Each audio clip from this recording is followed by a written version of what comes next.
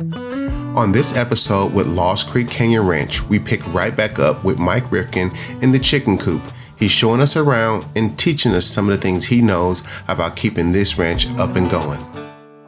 I'd have to say the horses, just because they're so big, you don't really appreciate the size of horses and what they can do to you if you're not careful until you interact with them on a personal level. And it's one thing to go to a zoo or a circus and play with the horses that are completely used to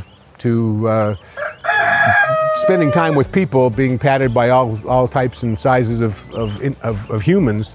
But with horses that aren't quite so used to you and you not quite so used to them, they can sense your discomfort, and I think that's just something that you need to get past, and they do as well. So there's certainly kind of a period of time where you have to get used to being one another and recognizing that they're 5 times your weight, and you need to make sure that you don't upset them or startle them, and likewise they start to become cognizant of what your needs are as well. They won't charge you or run into you or push you in a way that obviously would knock you down, and that's kind of a question of, I think, time and exposure. Good morning. Oh, you're wet. Well, we've got a whole trio of dogs here, as you can see. Now it's more than that. Quartet, all of them are here, saying hello. Moose can characteristically get himself in trouble because he doesn't know what his boundaries are, and so occasionally the big whites will snap at him, but he gets the message pretty quickly, and he's smart enough to stay out of the way once things start to turn against him. But meanwhile, guys, we have some more work to do, so we'll see you later. Great Pyrenees, by their nature, are livestock guardians, and their character is to patrol the perimeter at nighttime and keep out anything that they don't recognize. They also tend to be pack animals, and so they will team up and really, I think, display a remarkable coordination in terms of going after things that they view as threats to their environment. And so with 1 or 2 Great Pyrenees, we found that they tend not to be able to cover such a large area as we have. And so with a pack of 4, they tend to be pretty effective, and they have really all corners of the ranch covered. Isn't that so, Lobo? Oh man, you're dusty today. All right. They definitely practice their offensive maneuvers on each other. And again, that's really characteristic of the breed. So what looks like fighting to the not initiated is really just sort of training and wrestling to them. But they won't hurt each other, although sometimes they can play rough. But it's simply what they do, I think, to sort of get ready for instances where the dogs are chasing a real adversary. 3 horses, all of which are rescues. We kind of run the gamut of the ages. We have 1 young one middle-aged, sort of healthy one, and then one that's kind of getting long in the tooth. What we have right here is Carmelo. He's our latest horse, and he is, my understanding, about 5 years old or so. He was actually a training horse. He was used to people and used to being ridden to the point where he's been quite friendly from the get-go. He's happy to eat carrots. Carrots, by the way, need to be fed with a flat hand, because while horses will grasp their food with their lips, they certainly can bite you if you tend to get your fingers in the way. So that was a bit of a lesson. But they've all eaten this morning already. They've been out from their stalls into the corral, so this is kind of how they'll spend their day, and then quite often we'll take them up to a larger corral at the back of the ranch where they have a little bit more room to run around. But they're healthy and happy and, again, friendly, so this dealing with horses is something that it takes some experience, and we're certainly still learning. This is Cashew. Cashew's our youngster. Cashew can smell the carrots, I'm sure. Whoops. There you go. So Cashew, I believe, is only about 2, so he's relatively young, but he's nearly full grown. He'll likely be bigger than the other 2. But again, very friendly. We're just starting to ride him a little bit, so he's getting used to having people on his back. But again, very, very accommodating. So he should be happy. So we'll go check on Olive over here. Olive is our grand dame. She's about 25, or could be even older than that. She was the first horse that we had. She'll get the last carrot of the day. That might make the other ones a little mad, but that's how it goes. That's all I've got, guys. You've had ones this morning already. And she's a big gal. She's half quarter horse, I believe, and half something else, but she's about as big as they come. Very, very friendly. Nope, I don't have anything else for you. But we've got a little bit of everything in terms of color. And again, with horses, because they're so big and because they don't always know their own strength, you just have to be careful. So again, and that's something, again, you learn the hard way. But for a while there, I think we were afraid even to get close to them. But as time has gone by, they've gotten used to us and we with them. And so we've become a little bit more friendly. But you guys have eaten, so you have nothing to complain about this morning, and you're in for a beautiful day. Let's go on to the pigs and the goats and see what we're doing over there. Isn't that right, Muesli? I think the privacy, the beauty of it, really the experience with animals, the ability to interact with kind of a whole bunch of species that you only used to see on TV or at zoos.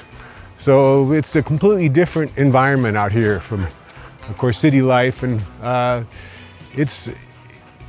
it takes some getting used to. As you can imagine, there are chores every day. There's always something going wrong.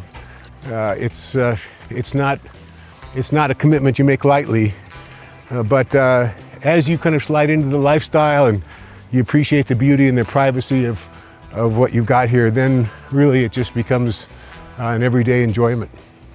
And this is our enclosure for the goats and the pigs.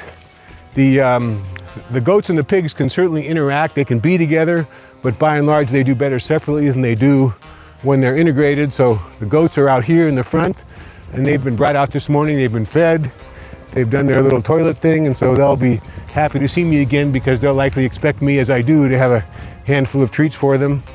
The pigs have their own diets, and so we tend not to feed them by hand as much, but they're more than happy to eat their usual fare. And again, they're also delighted to with some attention to get patted and see that we're happy to see them interact with them. So let's see if we can't get the goats' attention first. It looks like they've been fed what typically they will eat. This looks like Bermuda grass, which is their primary source of food, but this is the kind of thing, little crunchy stuff that we'll feed them that constitutes a treat. And so they're always happy to come around and eat all this as long as I feed them. But they can also get into fights once in a while because this big guy here tends to be the dominant goat. And once in a while, if he doesn't feel he's getting his share, he'll go after the rest of them. This is our cute little female. So guys, you're getting a whoops like that.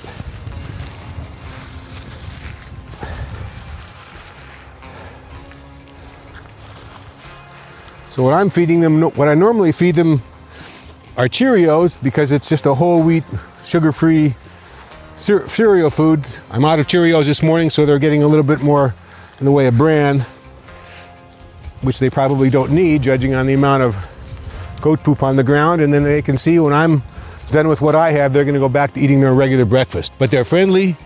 Again, always happy to see us, knowing that there's food typically around, and they can be aggressive with one another, but less so with people.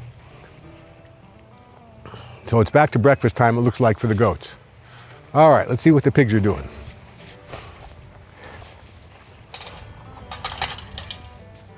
Hi guys. I guess I'm looking for injury, exceptions, things that I normally wouldn't see. And occasionally there have been instances, for example, where one of the goats broke its horn, and so there was some blood coming out of the cavity there. That had to be addressed. Once in a while, one of the animals will pick up a thorn in its hoof or its foot and it needs to be adjusted. The chickens occasionally will have an issue. Once in a while, there'll be something that we can't fix and we'll lose a chicken or two. But by and large, I'm just sort of looking for something out of the ordinary. The ordinary is kind of perfect. Every day should be like every other day, ideally, with no exceptions or special situations. And when it's like that, as it was today, then everything is honky-dory.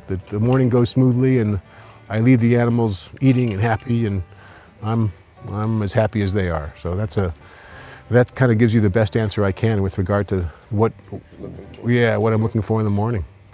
So these guys, 2 pigs, very friendly, again, used to me, so they tend to expect to get some food or something else out of it. Yeah. They don't come, they tend to be very, very friendly. This one in particular likes a tummy rub, but of course they're most interested in breakfast, which is what they're working on at the moment. They get some little kibble, sort of like you might call it almost like a grape nut cereal in the morning, which is their supplemental food that kind of gives them all the vitamins and minerals that they need. And then their conventional diet is grass or hay, depending. This looks like Bermuda grass, and this is kind of what they'll feast on for most of the day. But very friendly. They're just pets. They'll never be bacon or ham. We'll just kind of keep them as they are. These are full size. They don't get to be these huge 800-pound hogs that you see once in a while. So this is as big as they come, and we have to be a little bit careful sometimes because they tend to gain weight quickly. And so for a while there, when we were a little bit more inconsistent in feeding them, we noticed that the tummies were starting to drag on the ground, and that's not very healthy. So we cut back on the food, and they've slimmed down a little bit. I would say they're hardly Olympic athletes, but on balance, they look about as good as pigs can look at this stage of life. Pigs are surprisingly clean, and you hear stories about indoor pigs, people that train them much as they do dogs. They know where to go to the bathroom. They don't mess things up, and even their enclosure, again, they tend to be that way. So pigs kind of have a bad reputation of rolling around in the mud and being a constant mess. But our experience, surprisingly, has been different.